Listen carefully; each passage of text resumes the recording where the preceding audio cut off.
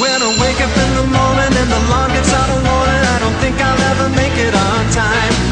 By the time I grab my books and I give myself a look, I'm at the corner just in time to see the bus fly by. It's alright, cause I'm safe by the bell.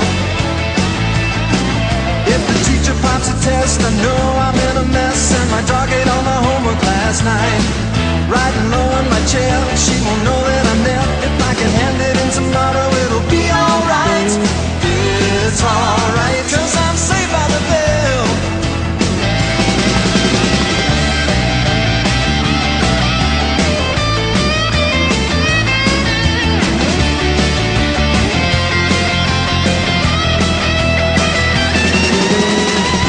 It's alright, cause I'm safe by the bell. Good morning, Longreach. Today is Friday, March 13th. It is a B-Day. Please stand for the pledge. I pledge allegiance to the flag of the United States of America and to the republic for which it stands, one nation, under God, indivisible, with liberty and justice for all. Please be seated.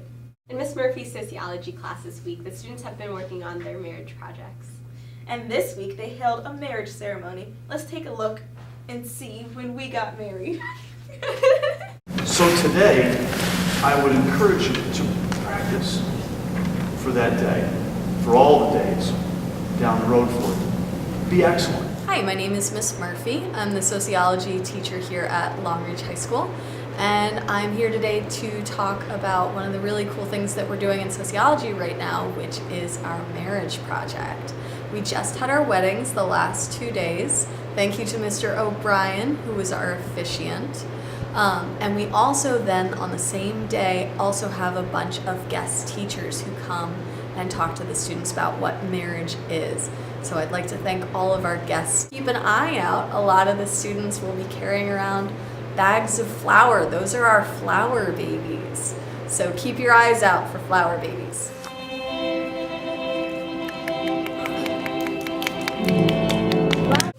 Hey Julie, do you remember when Mr. Bond won Teacher of the Year last year? Yeah, and we just voted for Teacher of the Year this past week. Well, we're all excited to see who's going to win, so let's check out the 8 semifinalists.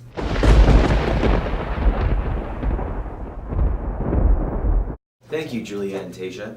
Well, it's that time of year again, Longreach. It's time to decide the Teacher of the Year. While all of our staff here at Longreach is great, a select few were chosen to be finalists for TOY. They are Mrs. Koch, Mr. Flick, Mr. Renahan, Miss Redebe, Mr. Smith, Mr. O'Brien, Mrs. Milak, and Mr. Bittner. Here's what some of them had to say. Everyone remembers their teachers. I can name every one of my teachers from 1st through 12th grade. So I think teachers really do have a profound impact on you, and you remember them. So I suppose it's a little bit of a selfish reason to want to be remembered. I had great teachers. I had several great teachers in high school. And the impact they made on me was really attractive in my head, where I thought I might be able to help kids the way they helped me. And I thought that was a tremendous give back. Student success in my class is just the next step toward their own success. You want to have students be good in your room so that they're good in the next things, in the things that are important to them. I've always wanted to become a teacher because since I was in the 6th grade back in the day, I've always had this love for chemistry, and everyone that I've encountered has kind of hated it.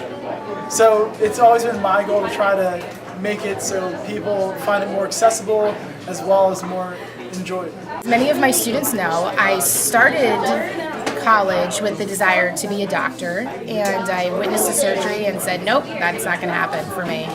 And then I started observing in classrooms, specifically middle school classrooms, and it was so exciting to me to see the students be excited about learning. It was an English classroom, to enjoy reading, the connection between the teacher and the students, and I realized that that was a place where I could use my strengths to help other people, specifically in becoming better readers and becoming better at analyzing literature and really just being successful in life. Because I think success in the classroom, it leads to success in life. So I try to encourage the kids to push themselves and to always do better, to get a lot of self-esteem. And as they show improvement in the classroom and they get more confidence, that confidence will hopefully carry out throughout their life, and they'll be more successful in their future endeavors. I think every student measures success in a different way. So some people are going to want to be successful at one thing, and somebody else is going to be successful at something else. And I think part of realizing as a teacher is like how to weigh that, like what's going to end up being important and what's going to be valuable to you and what you want to succeed at. I think it's more important to be able to think deeply.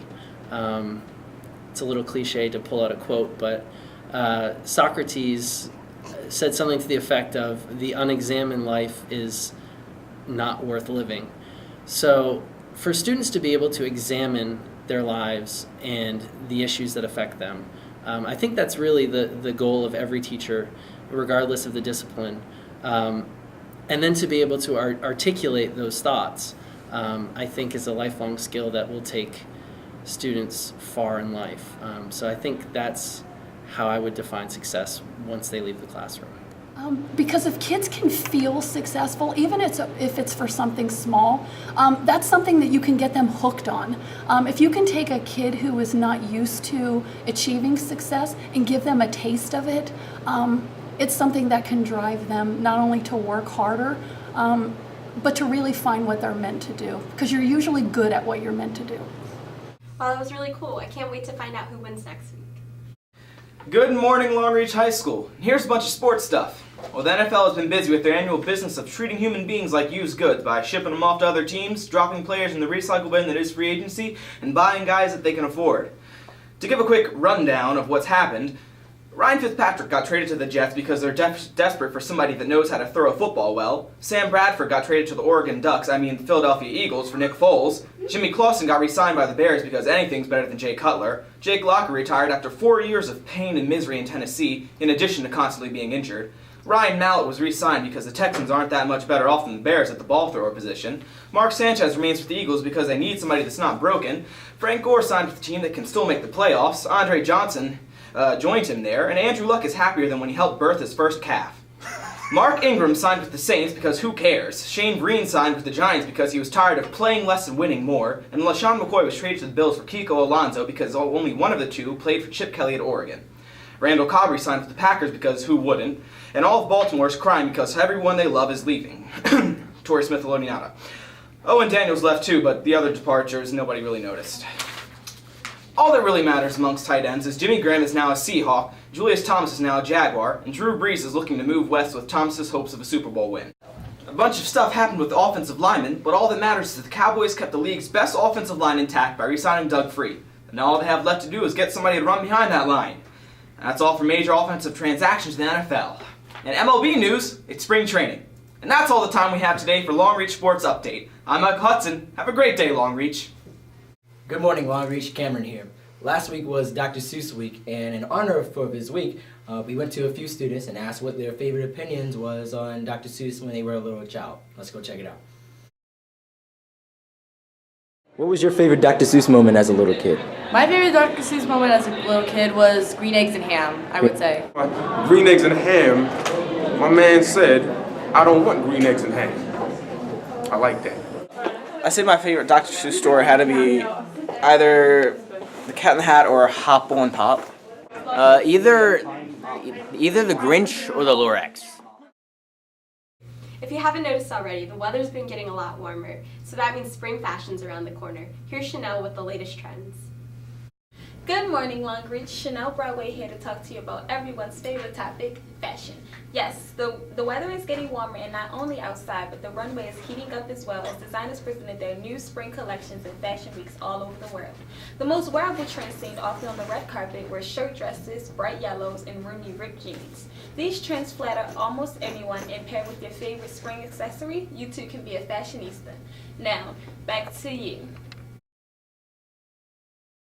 Well, that's it for now, Longreach. Don't forget to wear your green on St. Patrick's Day, and have a lucky Friday the 13th. This has been Julia Miller and Tasia Robinson. Have a lucky Friday, Longreach.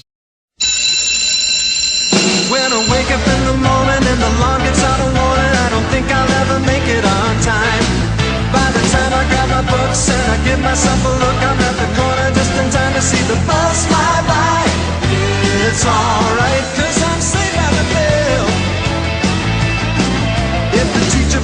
test. I know I'm in a mess, and my dog ate all my homework last night.